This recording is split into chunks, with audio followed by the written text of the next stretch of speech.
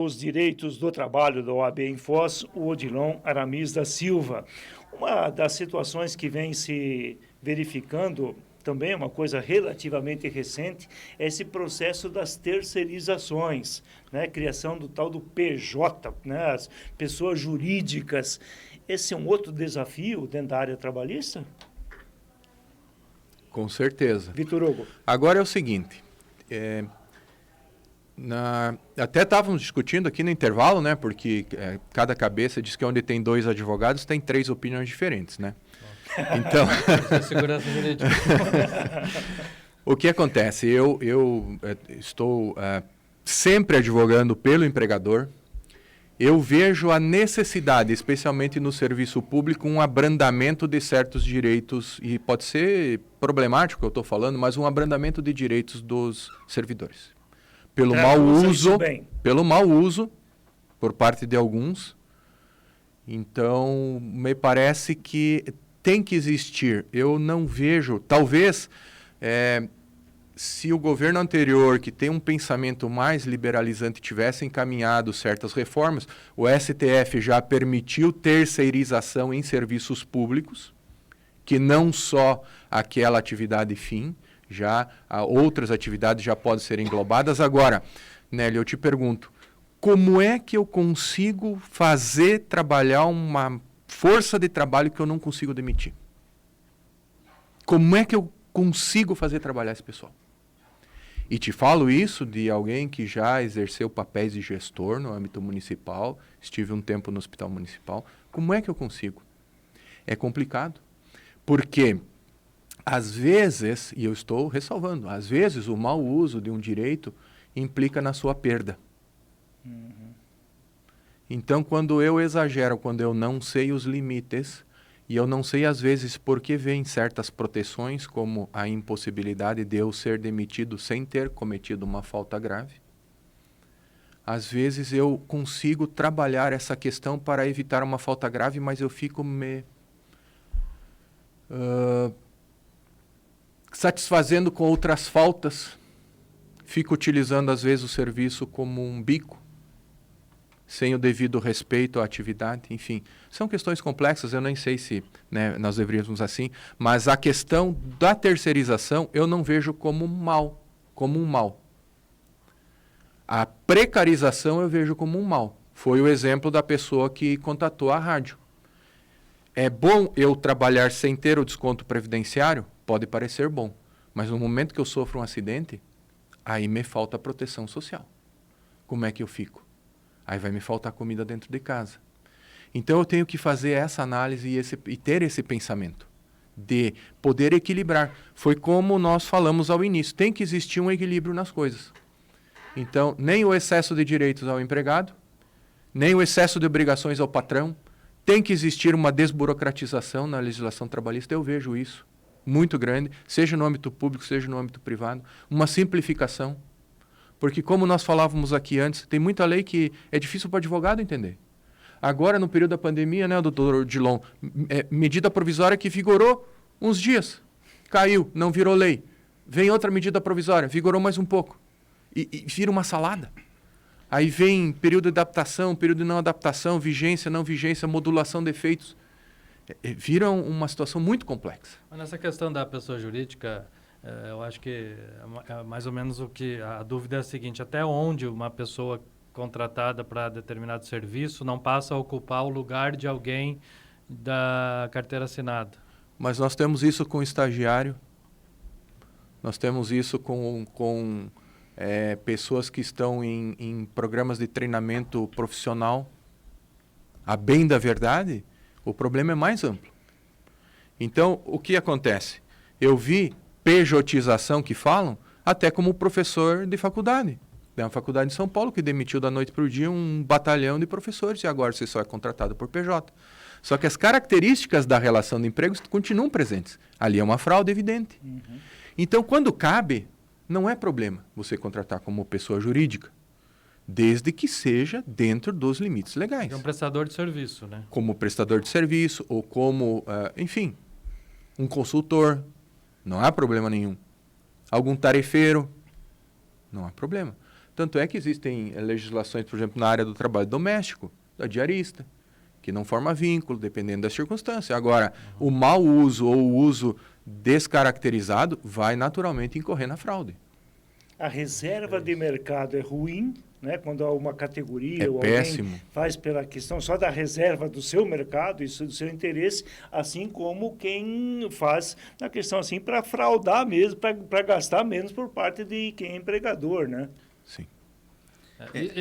Nessa questão, na questão do funcionalismo público, aí é outra questão, é quase impossível também, né?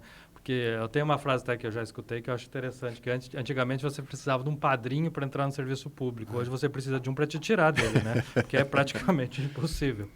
Olha, eu vejo, porque eu também atuo nos processos disciplinares, eu vejo que o município aqui, no caso, tem atuado firmemente, mas acontece que precisa também ter um respaldo, porque muitos se socorrem do judiciário e por questões menores, por detalhes, acabam conseguindo, por vezes, retornar ao serviço. Sabe? Então, é uma situação complexa. É a mesma situação do inquérito policial, por exemplo, que às vezes é feito no melhor dos esforços pela polícia, com os elementos que eles têm, se dedicando e tudo, a justiça anula. Ou não condena a pessoa por um detalhe técnico lá.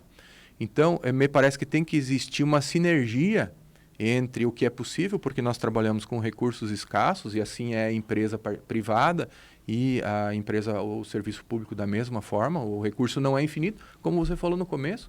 O serviço público não tem dinheiro, tem o dinheiro que nós temos e passamos para eles. Então, isso precisa ser bem gerido. E a partir do momento que nós temos, por exemplo, funcionários que usam mal o direito que tem, às vezes, da estabilidade, e o município atua demitindo, é bom, ou seria ideal, que também houvesse uma compreensão, por vezes, judicial dessa circunstância e não sempre se interpretasse de maneira mais benéfica a suposta parte mais fraca aí. Me parece que a estabilidade é fácil ser explicada e a importância dela lá quando surgiu. É que depois disso, a modernização, a adaptação, aí não. Aí já não se quer mexer, aí tem muita coisa mesmo que também envolve privilégios. O Odilon e também Vitor Hugo, a questão, a gente vibra às vezes, a gente que eu falo, a comunidade como um todo, com a informação que recebe, olha, inclusive aqui Foz do Iguaçu e a região oeste, é campeã em abertura de mês. Microempresas individuais e olha, o grande volume.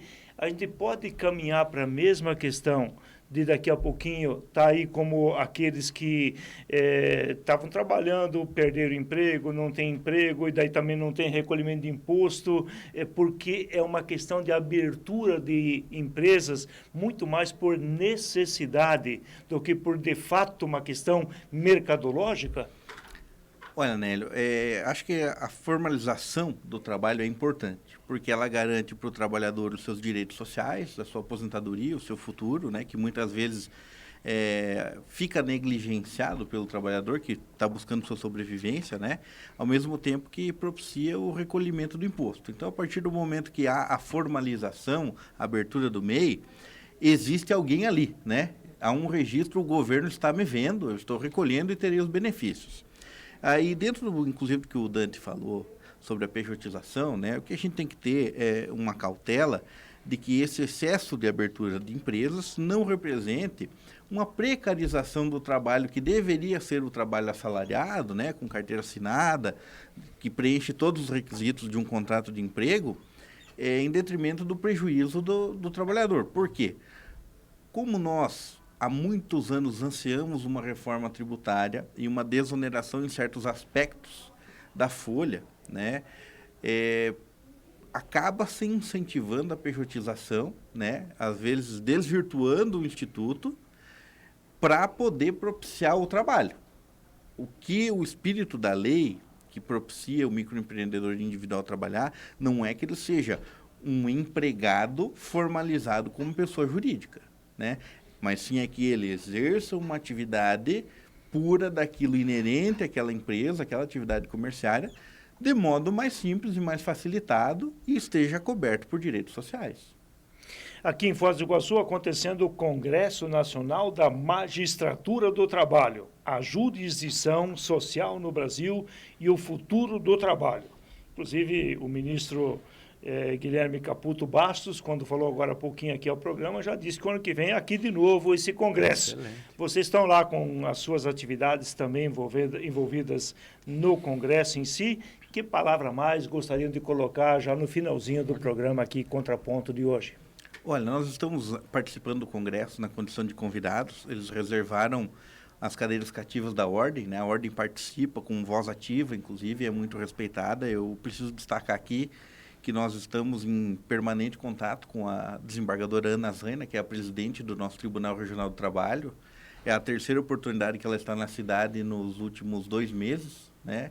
Ela é uma pessoa extremamente acessível, que tem dado a necessária atenção, né, para Foz do Iguaçu, para os nossos anseios. Nós estamos no Congresso discutindo a visão de futuro, né, do direito do trabalho, de modo a propiciar a liberdade econômica e o respeito às prerrogativas sociais dos trabalhadores, né, para que o nosso país ele possa gerar riqueza, possa gerar renda, sem maltratar o funcionário, sem deixar o funcionário numa situação que ele fique em terceiro plano, né? Então, a busca é sempre propiciar um desenvolvimento econômico e social, né? De modo que o país prospere em si, o funcionário tenha as suas garantias e o empresário também tenha a segurança jurídica de poder investir e trabalhar aqui numa seara produtiva, né? E o objetivo maior é conversar, dialogar para ver quais perspectivas futuras o trabalho da raça humana vai se desenvolver, né? Seja pela revolução tecnológica que nós vivemos hoje e seja para um olhar um pouco mais distante desse agora, um cenário de inteligência artificial, né? De algoritmos, de coleta de dados, o serviço de primeira linha, onde que ele vai entrar, como vamos qualificar essa mão de obra e para onde a justiça vai, por fim, caminhar para equilibrar essas relações. E eu tenho dito seguidamente aqui também de que o mundo, né, o planeta virou uma pequena aldeia global, né? Com todas essas modernidades. Vitor Hugo Natigal, muito obrigado pela sua presença. O que você gostaria de acrescentar ainda? Só dizer, Nélio, agradecer o convite, Dante e ouvintes, agradecer pela atenção. O Dr. Odilon resumiu muito bem a importante autocrítica por parte do Poder Judiciário do Trabalho. Essa tentativa de compreensão, de aperfeiçoamento, é importante deixar consignado aqui que eles têm uma abertura muito grande em relação aos usuários da justiça, seja a sociedade civil, seja a advocacia. Eles sempre dão muita importância à nossa voz. Dr. Odilon e eu já tivemos a oportunidade de conversar com o Corregedor do Trabalho neste ano. Dr. Odilon já teve oportunidade várias vezes de conversar com a presidente do Tribunal Regional do Trabalho. Então, isso é muito importante porque é a participação de quem opera na Justiça do Trabalho na tentativa da melhoria. E nós, a advocacia, estamos aqui na ponta, recebendo a demanda, entregando a jurisdição final, lá o resultado da jurisdição para a pessoa. Então, nós sabemos, nós conseguimos filtrar, nós conseguimos verbalizar e documentar esses anseios e essas necessidades, e é um papel importante que a advocacia desempenha, e o mais importante, que nós podemos e somos ouvidos perante a Justiça do Trabalho relativamente a essas questões. Aliás, me parece que sempre são 2 congressos, né? Tem o congresso oficial e o outro que é dos corredores, dos contatos, da troca de ideia e de informação, e esse também é muito importante. Sim, e é uma oportunidade ímpar, né? Certamente. Deixa eu aproveitar. O Dante, outro dia agora, faz o que, uma semana, nem isso, estávamos aqui conversando com a prefeita de Santa Terezinha de Itaipu, a Carla, né? E ela estava na expectativa que o município estava na disputa para receber um prêmio aí de sustentabilidade em nível nacional, numa promoção, inclusive, da Band. E ontem, à noite, tinha 3 municípios nessa disputa por essa categoria. Era o município de Serraria, na Paraíba, Xangri-Lá, no Rio Grande do Sul, e Santa Terezinha de Itaipu. Santa Terezinha de Itaipu ficou com o prêmio, parabéns pelo trabalho. Isso aí envolve a questão de coleta de lixo reciclável e destino adequado, tratamento de esgoto, energia solar nas escolas, enfim, uma série de atividades nessa área. Como a gente comentou naquele dia com a Carla, né? Dá para fazer a coisa bem feita e dá certo. E parabéns para a prefeita Carla e todos os prefeitos que antecederam ela, porque isso é um trabalho que vai se construindo ao longo dos anos, né? O município como Santa Terezinha de Itaipu é excelência em reciclagem de lixo, recolhimento de lixo reciclável e tudo que envolve, né, o meio ambiente ali no município. Então, parabéns mesmo para a prefeita Carla Galende, que veio aqui toda otimista, né, com esse prêmio. Ela já se sentia ganhadora do prêmio só por ter sido indicada, só pela indicação. Então, com o prêmio Band Sustentabilidade, parabéns. A gente pode pegar uns exemplos dela, né, também.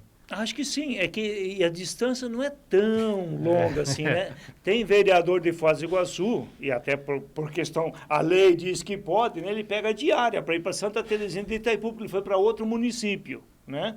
Mas podia ir lá buscar, e tem outros que têm uma capacidade enorme do trabalho à distância também dos seus assessores, né? Os caras não comparecem nunca, não tem produtividade, mas tem lá o pagamento normal. Enfim, concordo e acho que podemos buscar, sim, muita coisa de Santa Terezinha de Itaipu. É bom dizer que o prêmio Sustentabilidade, onde Santa Terezinha foi agraciada, era para cidades com menos de 30 mil habitantes. Sim. Tem o mesmo prêmio para cidades maiores. Mas a coisa é proporcional. É proporcional, com certeza. Claro. Né? Então, o trabalho e o resultado é brilhante em Santa Terezinha de Itaipu. Um abraço à sua população e também pelo prêmio recebido, que com certeza traz incentivo, traz novas pessoas que se mobilizam em torno disso. O doutor Odilon é itaipuense.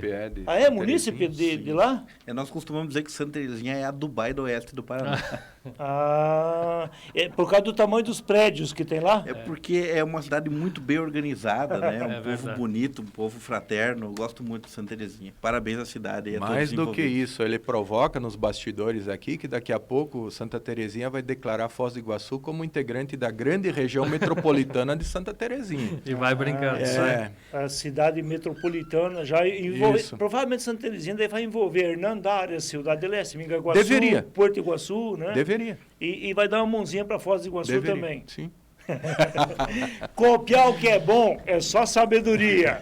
Fim de Contraponto neste dia de hoje, nesta quinta-feira. Nosso agradecimento a você que nos acompanhou pelo AM 820, pelas mídias sociais, tanto no YouTube, no Instagram, no Facebook, enfim, por todas as mídias sociais. Nosso agradecimento a você. Continue ligado na Programação Cultura. Tem muita coisa boa ainda ao longo do restante do dia.